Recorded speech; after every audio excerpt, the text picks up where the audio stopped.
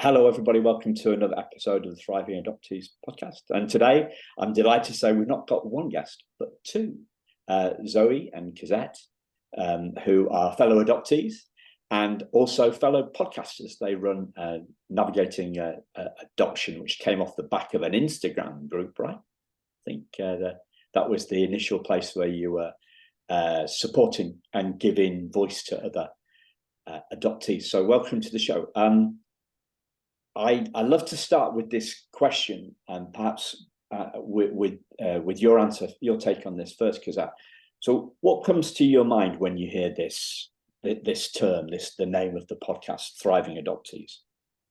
Yeah, so I think for me, it has a different meaning. I think with me being a failure to thrive baby in the orphanage, which failure to thrive means you're basically dying in the orphanage due to lack of love and care. Thriving adoptees, it's like kind of like the adoptees who, whether they've received love or care from their adoptive parents, or whether it's from friends or family that have allowed them to grow in their adoption story, they've been able to like create the environment that they needed to be able to thrive in talking about their adoption story, and talking about who they are as an adoptee. Yeah, If that answers. yeah. Can we dive a little bit in there? You said Yeah. failure to thrive in the orphanage. You were struggling. So can you tell us a little bit more about that? Yeah, so truly we don't know that much about it. So I was part of my adoption story. So I was abandoned at a hospital when I was 2 days old. And then I went to the Zhanjiang orphanage for about 3 months. Um, so in that 3 months, like later on, I was starting to get really sick. I wasn't eating. Um, and so they sent me to a foster family. And so the foster family, basically, I was with the foster family until I like from 3 months to 14 months. And so with that, I was just in hopes that I started to eat and just start doing the things that like a child should normally do at those ages. Um, Growing up, it's like felt weird saying like, oh, I was a fail to thrive baby. It means like I just was dying due to love, like lack of love and care. But at the same time, because like to me, it sounds so like I'm like, oh, I was dying because I wasn't getting love. But in reality, for me, like that was ultimately what was happening in China. Um, and so I think it was just like we don't know much about it. We just know that the doctor that I had in America who spoke Mandarin and could read Mandarin looked through the paperwork, and that's where he found that it was failure to thrive. If he didn't do that, we probably never would have known. Yeah, So, yeah. Wow. Well, I'm glad that you made it through whatever your your life force, your spirit, your whatever it was that kept you going, and presumably the support in the foster care, in the foster family. You've got more skin time. People talk about this skin time, yes. don't they? And love and support and skin time is sometimes lacking in these orphanages. There's too many. There's just not enough nurses or support to kids. So yeah, yeah. Um, I don't know where to go with that. I mean, it's I'm thinking of thriving in a kind of an energetic, a kind of a mindset thing, and we're brought to something far more fundamental than that. And as a white guy adopted from white family into a white family in the UK, I have no lived experience of this, which is why I'm often stunned by these stories. Right?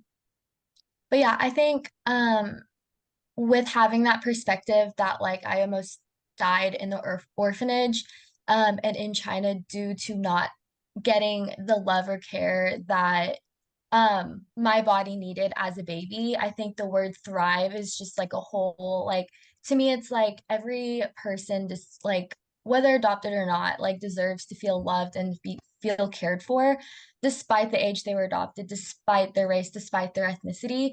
And I think that like when for adoptees particularly, having that environment that like that's a safe place to be able to grow, be able to feel loved and accepted the way that they are, not the way that someone wants them to be, is a really beautiful thing. And I think that's where like thriving adoptee like comes in of like having an adoptee that is in a safe environment, whether it's with other adoptees or whether it's in an area that's not with other adoptees, but just feeling loved and cared for. I think to me is like really what thriving adoptee means to me.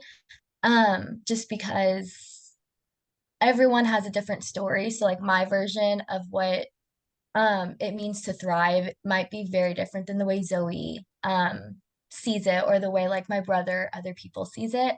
So I think it's just also remembering like the way that you thrive can be very is like a can be very different than like the next adoptee that you see or meet, just based off of the journey that like you've both gone on. So Wow. I love it. I mean, I love the whole point of this podcast is different perspectives, right? So it's not supposed to be the Simon Ben show. I've been aware recently that I've been perhaps putting too much of my own stuff in, right, and not bringing in enough of the guests' learnings, insights, wisdom. So I'm making an effort to try and do that, right? To hold back a little bit, ask a few more questions rather than weigh in with my own opinion. Yeah. So what have you got to say to all that, Zoe? Can you follow that? I mean, not really, because I wasn't a failure to thrive baby. Um, but I'm pretty sure my sister was, but she's not here, so I can't really talk about that. Um, but I guess when I hear the word thriving adoptees, I think of it more as like overcoming adversity and challenges that we face in the world.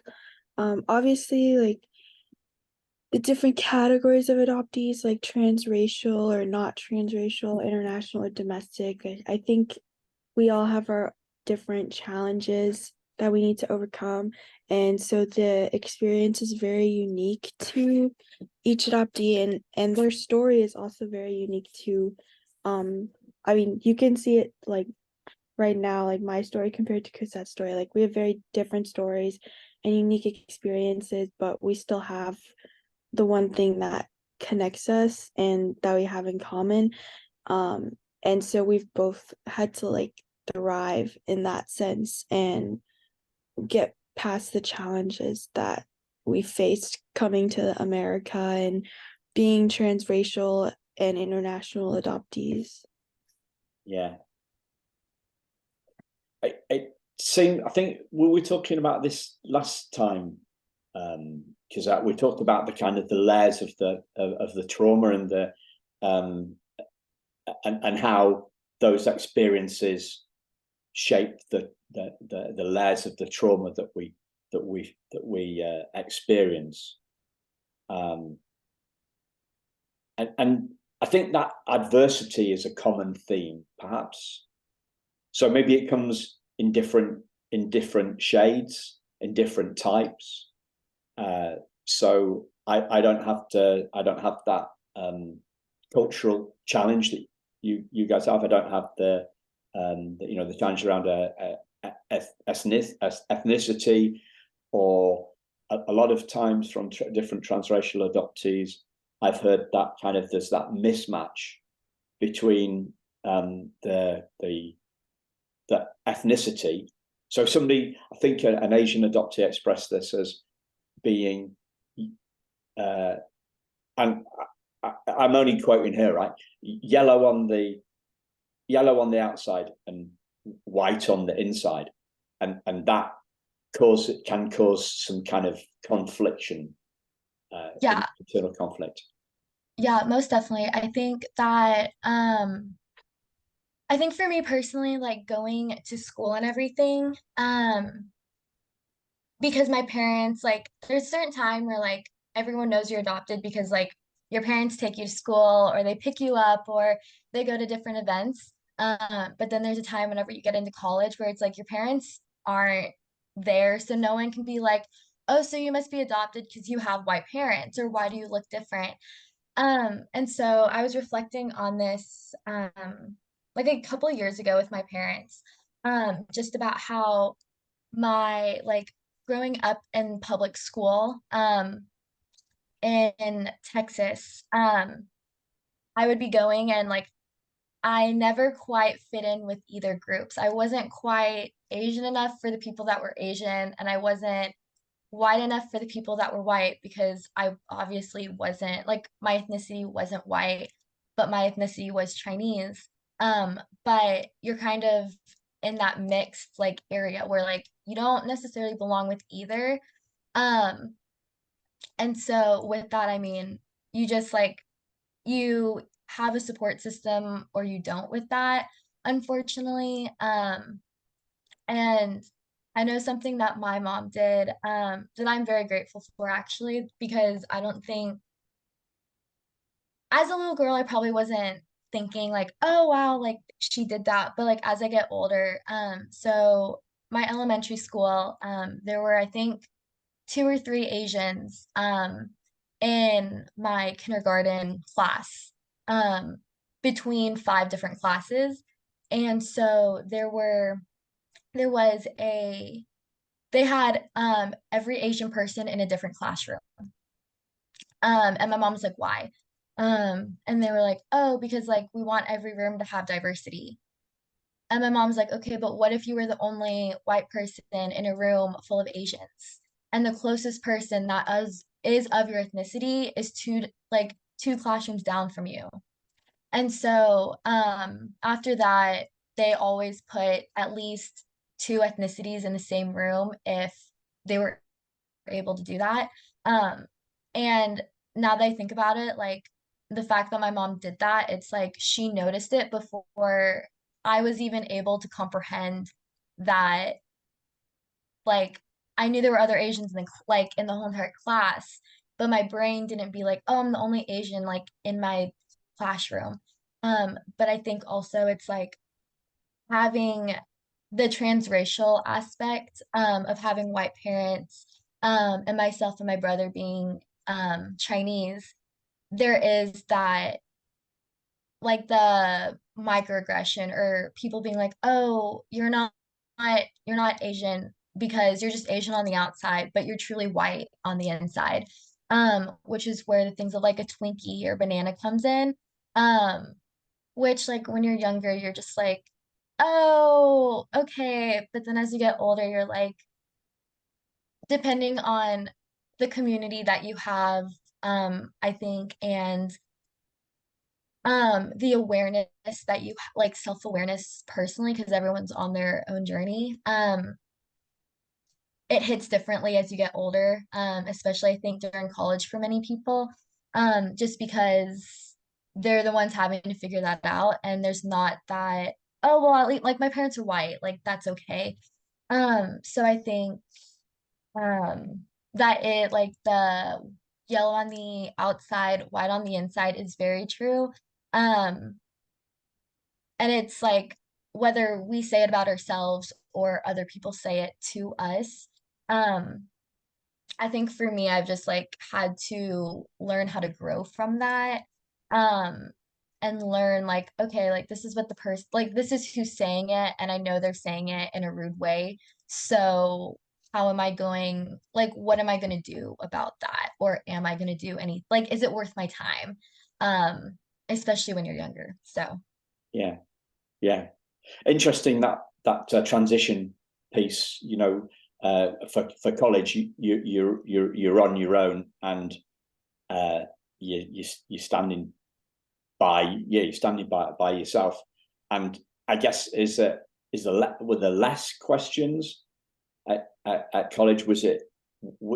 Was the fact that you didn't have to answer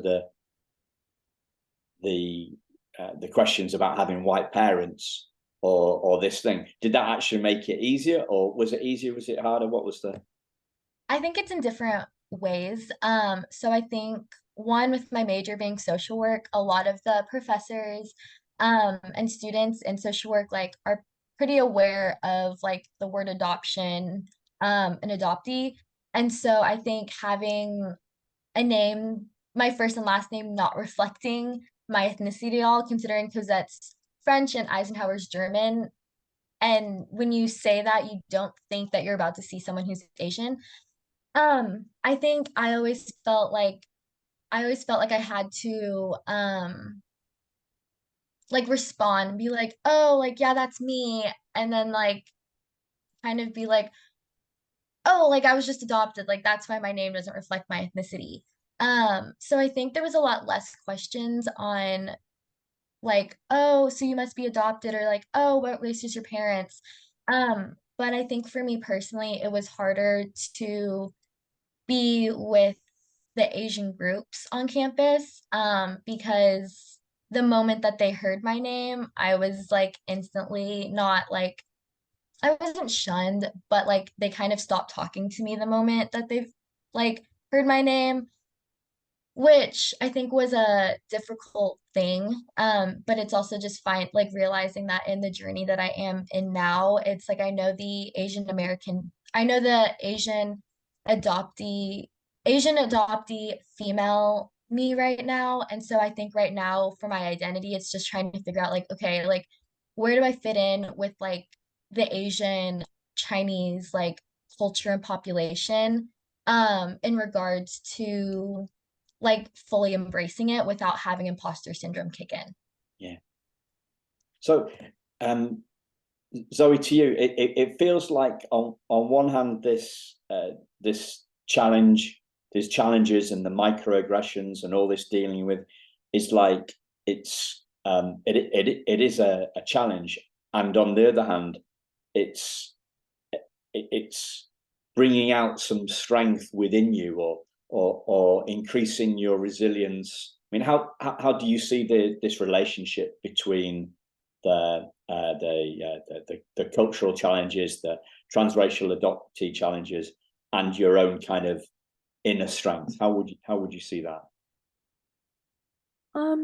I think it's like taught me a lot about myself and how to handle situations like that.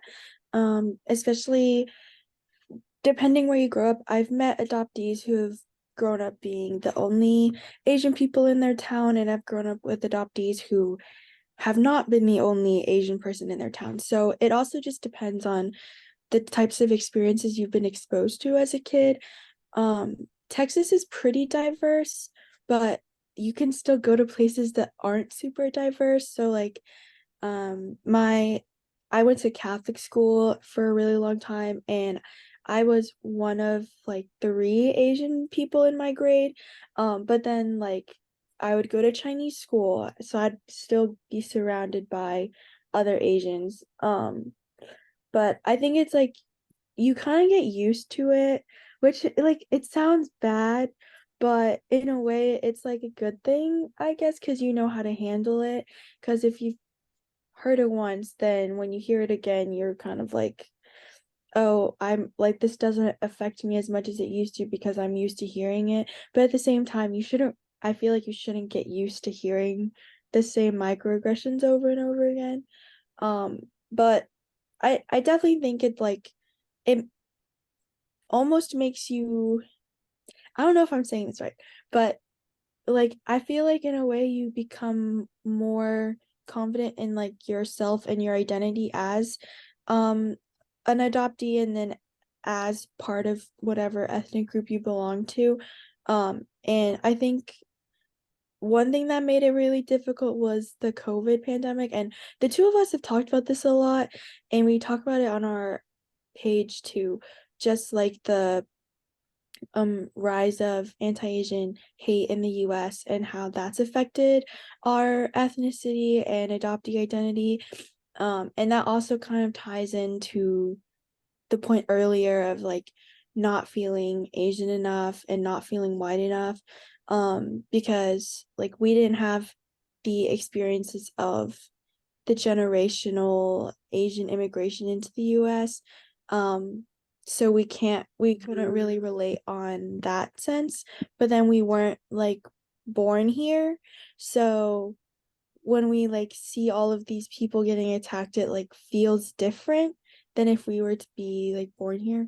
But in the end, that's also made us like more confident in who we are, because we've had to like, even though it's been hard, we've still like, we can't change what we look like on the outside, so we kind of had to just be like, yeah, I am Chinese and I might get hate for it because people think that they can just blame us for the pandemic, but that doesn't mean that I should hide away and disappear, if that makes sense. Indeed, yeah. I heard from another Asian American adoptee, actually at the start of the pandemic, because she felt white inside. She was actually feeling a form of guilt for the way that the white Americans and the white police, right, were for the George Floyd stuff and all that stuff. So she was actually taking on a concern about a white thing, and like she was taking the whole world on her shoulders.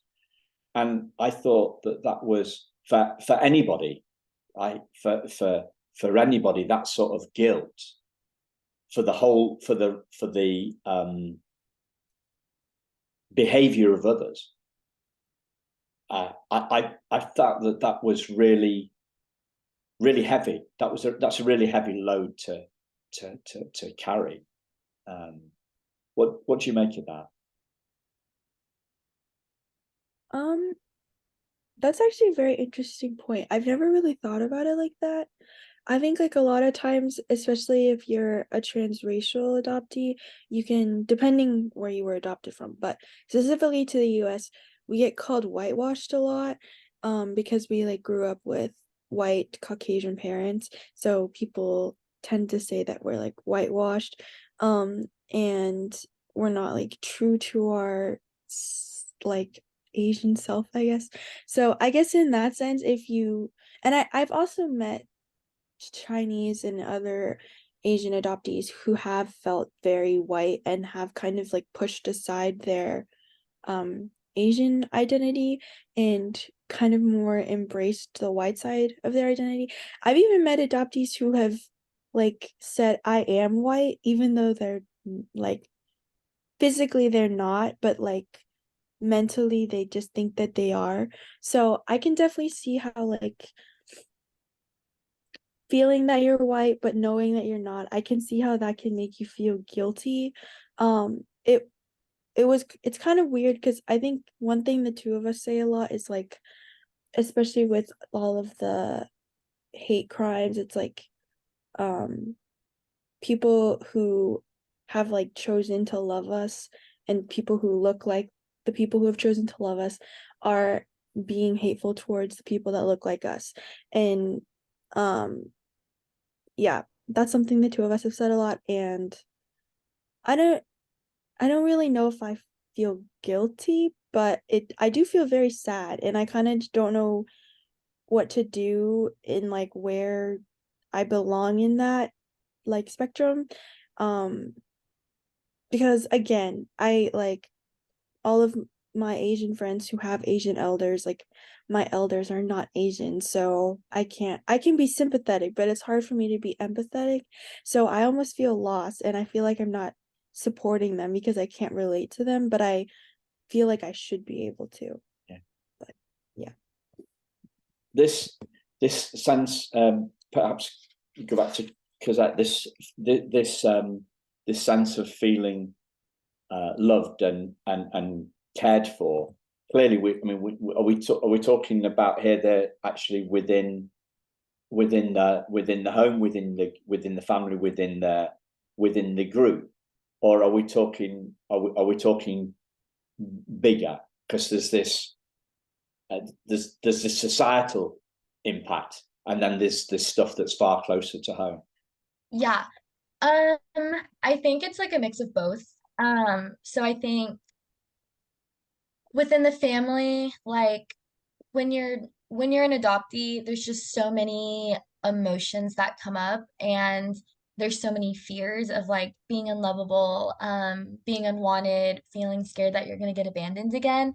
And so I think that's where it stems of just like for me personally was just like I wanted to do anything to prove to my parents, one, that they made like I knew that my parents would never abandon me. I did. This little bit of the unconscious in me was like, but what, like the what if? Like, I've already been abandoned once. My foster family didn't even keep me. Like, what's stopping my adoptive parents for also abandoning me? Um, and that just like comes with like the complex emotions of being adopted despite the age you were adopted at, I think. Um, but I think like the feeling the want and the feeling the want to be loved by the family that adopted you, whether it's your siblings or it's your parents, is like it's such a valid thing. And um I think when you think of children, you think of them like you think of parents loving them as their own, especially like you're like, oh, they just adopted, like they're gonna love them as their own child. But I also know for many, like that's not the case. But for me, it's like it was just wanting to be loved like by my parents because I mean that's something that um like I didn't have necessarily for like for sure 3 months of my life, not sure about the rest of the months of my life. We just don't know. Um and so like but with like the world and society, think it's um when the world can be mean. People in America can be mean, rude. And so I think some people, when they see or hear that someone's adopted, is such an easy target to be mean, to be rude, to bully them. And so I think that's where like for society, like as a person, like for me, I had to choose whether or not like I wanted to do anything so that the world would love me, or if I would just accept myself, love myself, and then if the world didn't like that, then the world didn't like that. Um, if that answers your question at all. Yeah, it's a tricky area. I think for me, there's two sides here. There's the kind of the logic side, and then there's the emotional side. So we can know intellectually that our parents are with us, but at the same time, we can feel that Mm-hmm. that they don't understand us, and that we may be we're feeling insecure. We can feel ungrounded. Yes. You know? So a lot. So there's a lot of roots used in adoptee. The tree and the roots are used in a lot of adoptee media. So Pulled by the Root, Heidi Marble's podcast, right? So there's this fear, there's this sense of being not connected, not connected. It's pulled by the root. So and you can think of that quite literally for a transracial or and especially an international. You've been pulled from your roots, Mm-hmm. China, and then you're transplanted. We're hoping that these roots are going to go again, and that can become like that belief can roll and roll and roll, like I would imagine, right? Because I know in my sense of insecurity, it becomes a belief thing. At some point, you've got at some point a feeling of relinquishment Mm-hmm.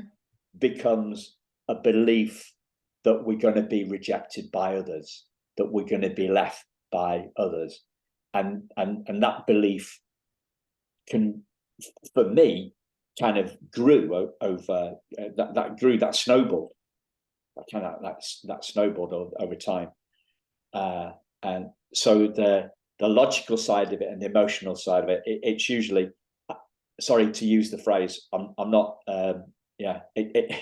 Emotion trumps logic, right? I don't.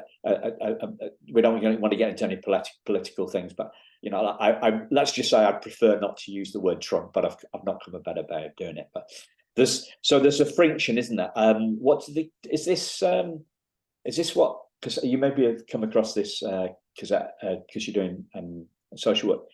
Is it cognitive? Is that what cognitive dissonance is? When you feel one way, but you think another. Is that cognitive? When we're a bit conflicted, I guess is the easier way of saying it. Yeah. So when we see all this metaphors around, right, pulled by the root, then we can tie into those, and our feeling of alienation can kind of grow. Do you see it that way, or is it a different way? What do you make of this way that feelings become beliefs? Yeah, so I think when you're younger and when you know basically nothing about your adoption story, and you have no answers to the questions that you just want to know. And like I know, like I have what my adoption story is, but in reality, like that could be completely falsified. Like that could also all be wrong. I think when you long to have those answers answered, depending on what the answer is. At least for me, I know one of the answers I wanted to know for so long growing up was like, why didn't my parents want me? Like, why did my birth parents abandon me? And little 3, 4-year-old Cosette was like, oh, I know why, which, yeah. And I told myself, like, oh, they didn't want me because I wasn't smart enough for them, because I wasn't beautiful enough for them, and I just wasn't enough for them. Like my head, that's what I told myself, that's what I believed growing up. Still wanted to know the actual answer, but I'm like, well, I'm just gonna have it as that, and no one's gonna tell me different, because at least I have something for that unanswered question. And when I was 3 or 4, I didn't realize I was the one that answered it. I didn't realize that I just put my own insecurities in there and said, this is what they believed. But it wasn't until like 2 or 3 years ago when I realized that what I said as a kid wasn't like, I realized like, oh, like I've believed that my whole entire life. And that was something I told myself when I was 3 or 4. Which now that I was older 2 years ago, because I was 20 when I was like going through all of these emotions and everything just on that, and realized that it was a lie that I told myself. I realized that's why I could never take compliments, because I was like, oh, you think I'm pretty? Because that if my own parents didn't think I was pretty, how am I supposed to believe you? Like you're just lying. Or when it's like, oh, you're so smart, and it's like, no, I'm not. Like my parents didn't want me because of this. Like, who are you to tell me that I'm smart?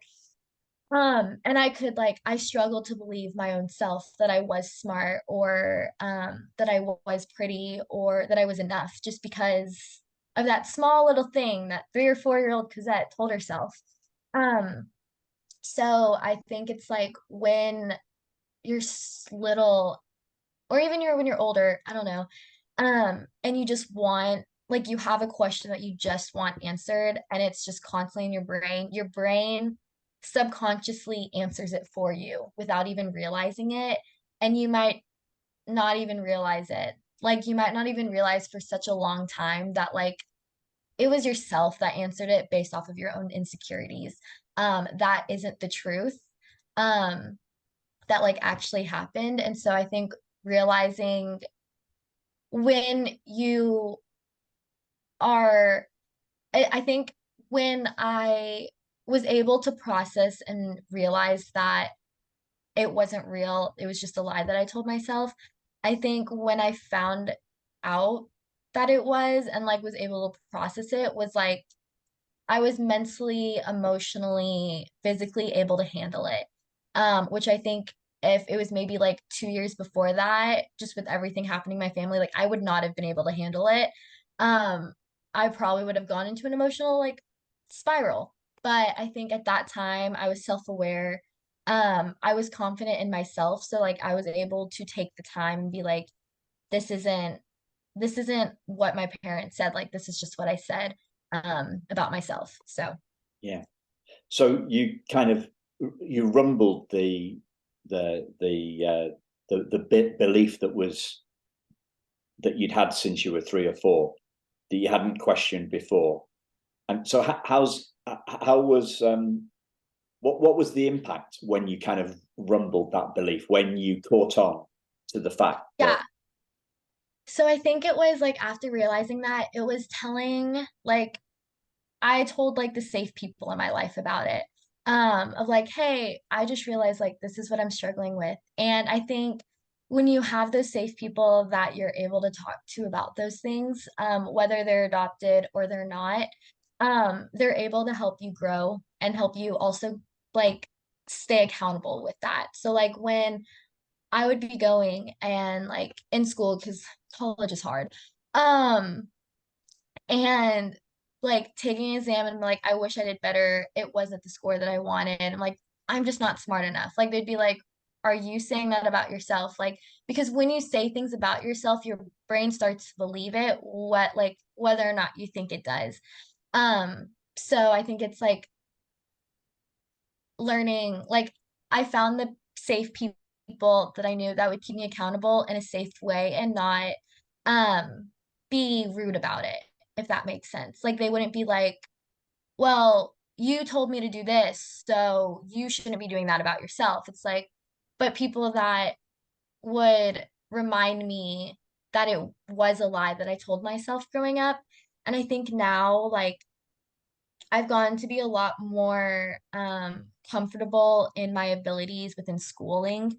Um, and like I know my fiance, one thing that like he always does, because let's be real, he's really smart. And so like I was nervous because I was like, I wasn't sure at first when we first started dating, like what his characteristics were going to be about grades at all, because I knew I struggled a lot in school. I would have to work like 3, 4 times harder and still wouldn't get the grades that I wanted. But he was always like, well, did you do your best? If you did your best, that's all anyone can ask for. And I think that is such a small line, but I think that really allowed me to change my mindset because if people love me the way that I am, they should be proud of me and love me just because I did my best on something, not because I didn't get the result that they wanted, but because I did what like I did everything that I knew I could do possibly. So yeah. Zoe, sorry, we've been leaving you out a bit. We've been just we're in such a rich vein with Cosette. Have you had the similar sort of experience where you've you've rumbled your own negative self-talk, if that's an okay summary of what Cosette had said? Yeah, I understand what you're saying. I'm trying to think. So I've also struggled with abandonment. I think that's like a very common thing for adoptees to struggle with, especially when we hear the terms like, oh, your birth parents abandoned you. So I don't know if maybe there's a better word for that, but in a sense that I mean that is kind of what they did, but I think a lot of adoptees like to believe they did it for a good reason, but depending on where you were adopted from, sometimes it's hard to believe that it was for a good reason. Especially for like China. I would like to think they did it because they couldn't take care of me and they wanted someone else to, but given the history of the time, it's very likely that it was just because I was a girl. So, I mean, it's kind of hard to think of it as not being abandoned. But I know in other adoption cases, it can be very different. Um, but kind of similar to Cassette, I've also kind of associated that feeling with other situations. So like when my grandfather died when I was 10, I felt like I was being abandoned, but I didn't really know that at the time because I was 10. But he was the only father figure I had in my life because I was adopted by a single mother. So it even though I don't really remember a lot about him, and he's been gone longer than I was when he died, which is kind of hard to believe. He was still like the closest thing I had to a father figure, so it felt like I was losing a dad. And so that was really hard for me to kind of put my mind around. Um, and so when I got to college, that's when I felt like I kind of became more in tune with like all of my adoption related issues, which I also think is a very common thing that you see as adoptees get older. They start realizing all of the things that's wrong with them, and try to like figure out how to cope with it. So when it came to like my friendships, I always felt like I wanted to do everything right to make them like me so that they would stay. And even with the friendships I was leaving behind in high school and middle school, like I wanted to hang on to them because I couldn't imagine like losing all of my friends. So I would always try to keep texting them and like phone calling, and whenever we were all in town for like winter break, I would try to meet up with them because I didn't want to like think of us as like losing a friendship because I felt like it was like abandoning. And I had like a really weird situation my freshman year of college where this guy that I was becoming really close friends with like halfway through my first semester just like decided to not be friends anymore, and he sent it through a text message, and then I asked if we could talk about it, and then he just never responded. And so to this day I've now graduated and I still don't know why he wanted to stop being friends with me. But that was really hard for me at first because it felt like I was being abandoned and I didn't know why.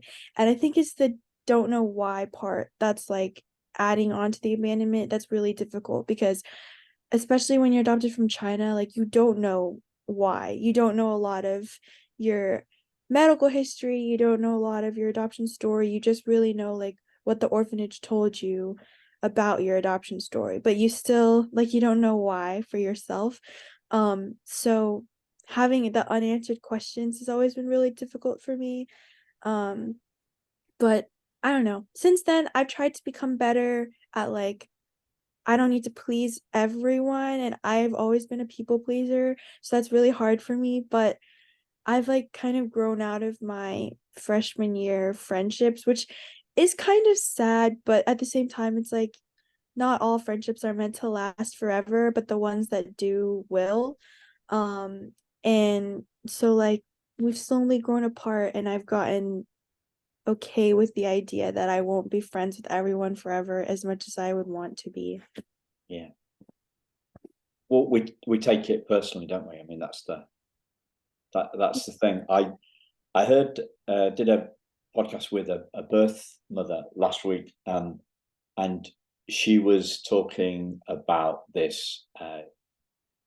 She's very forthright in her views on why she didn't give her child up. She placed her child for adoption, and I'm I'm not.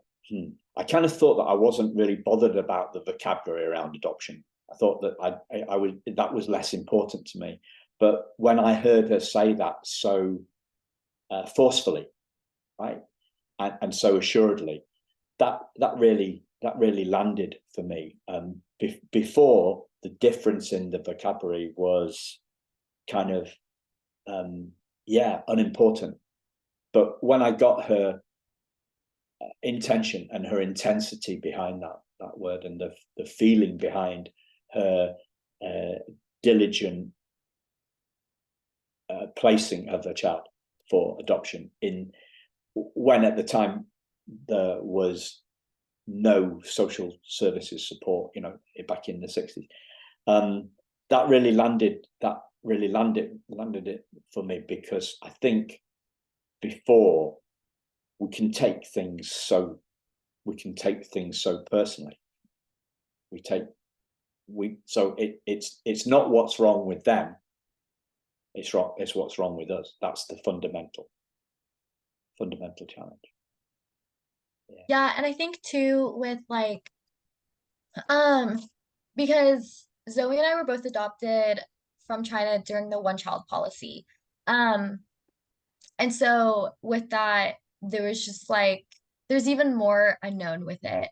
Um one of the documentaries that I think it's One Child Nation, we learned to find out like my province was also known for like abducting babies. And so it's like like for me, like I truly don't know if I was abducted, if I was given up, if I was placed for adoption, like if the government took me from my parents. Like there's just so much of the unknown. Um, and I think like the easiest thing like growing up to be like of just like, oh, my parents like gave me up. Like I think that with not truly knowing the real reason for me, I think the word like given up is slightly better than the word like, oh, like I was abandoned. But at the same time, we have no idea. Like, and I think that'll always be a question that I have, is whether or not like my parents like placed me for adoption, whether they um abandoned me, whether I was abducted. Like there's just so many questions that like I think sometimes you just choose a word and you go with that word for the rest of your life just because it like you're like I have no idea. Like what is just the one that necessarily won't ask the most questions, if I say this. Um because Wow. usually if I'm like, oh, I was abandoned, they're like, oh, well, why were you? Or I think one time I think I said like, oh, like my parents like put me up for adoption. And they're like, well, do you actually know that? Um, so I think like, oh, I was given up was just like it has the less questions people ask with that one. So I think for me, like that's the reason why I use that terminology because it's also like it's the easiest of all the unknown of like I truly don't know what. So whether I was given up is kind of like to count for all three of them in one in a little package in a bow. That's like I don't know what it is, so I'm just gonna say this. So And I guess there's that thing if because on the one hand you've got this, you say this one child policy, right? yes. So that it's a policy. It's not personal. You know, it was forced, right? It Yes. was forced adoption. So on one hand, I guess you've got the one part of your brain saying, well, it was a forced adoption due to the one child policy, right? But then you've got the emotional side. It doesn't feel like that. It feels really personal. It doesn't feel like it was a policy decision. It feels Right. like it was a personal decision, right? I think with that is because in China they favor men more like boys than girls. Just because the men are the ones that stay with the family once they get married and the girls are the ones that go off with their husbands. And so I think when you put in the fact that I was a girl in China during the one child policy, like um based off of doing a lot of research over it, it seems like if you had a girl, you abandoned, like you gave them up, and tried again for a boy. And so I think with that, it has a whole other side too. It's like it's a policy, but it's like also like, well, but that culture also, um, like wanted boys. Like they didn't want girls if they could only have one child. And I think right now in China, they're kind of seeing the gender imbalance right now, of all like, I mean, during the one child policy, like all of us are basically young adults now, or we're adults. And so they're seeing the gender imbalance of women and men. And a lot of the women are not in China anymore. They're in different countries because of adoption. So I think that also adds another factor in the emotions that play a part in being an adoptee from China in the middle of the one-child policy. So Zoe, the challenge here seems to be a lot about like complexity and question on question and policy versus men. Like, so how do you find any peace when there's so much unknown? Trying not to think about it too Yeah. much, which might not be like the best answer, but I think it's just like accepting the fact that I'm probably never gonna find the answer. And I don't want to like make up an answer because that seems wrong, but like it's just like really learning and educating yourself like on what you want to know. Like I want to know why I was given up for adoption, so I'm gonna look into the one child policy more. And you can have like guesses on what happened, but you'll never really know. And I think you just have to learn to accept the fact that you probably won't know. And I feel like there's probably stuff that, you know, non-adopted people don't know too. There's like whole questions in the universe that is universal that none of us really know the answers to. And so you just kind of have to like accept the fact that you're probably never gonna figure them out. And when it comes to like Chinese adoption, finding your birth family is very difficult, because that's just the way the Chinese government is. So for us, it's like a very slim chance that we'll ever find answers to anything. And even if we do get any matches, it's like it's no guarantee that they're gonna have the answers that we're looking for. Also, because I know there's a lot of back and forth controversy among like finding birth families of like the stereotypes they have about us and why we're searching, and the stereotypes that we have about them and them like wanting to be found. So it can be kind of like difficult when it comes to that, but yeah, it's just accepting the fact that I'll probably never know the answer. Yeah. Well, we've covered so much ground. I'm conscious of time. Is there anything that you'd like to share? Anything that I've not allowed you, not asked a question about? I was going to say not allowed you to say. That sounded a bit weird, didn't it? I just meant that I haven't asked you a question. I'm giving you a prompt on it. I can't really think of anything. So thank you very much, Zoe and Cosette. And listeners, check out the show notes, and you'll find links to to Zoe and Cosette's podcast. And also, as we said earlier, it's there's quite a lot. It came out of Instagram, so you're quite big on Instagram. Find out all the social links will be in their show notes, so that you can find out more and follow what they're doing. Because this is, I feel like it's a different generation, right? I'm in my 50s. It's great to see. I didn't get anywhere near this stuff till I was 40. And only really dove into it since I was 50. So it's great to see you getting ahead of the curve on this, and all the work that you do to support other adoptees and get our voices out there. I think that's fantastic. So good on you. Yeah. thank you. Thank you very much, listeners. Thank you, Zoe and Cosette, and we'll speak to you again very soon. Cheers. Bye-bye.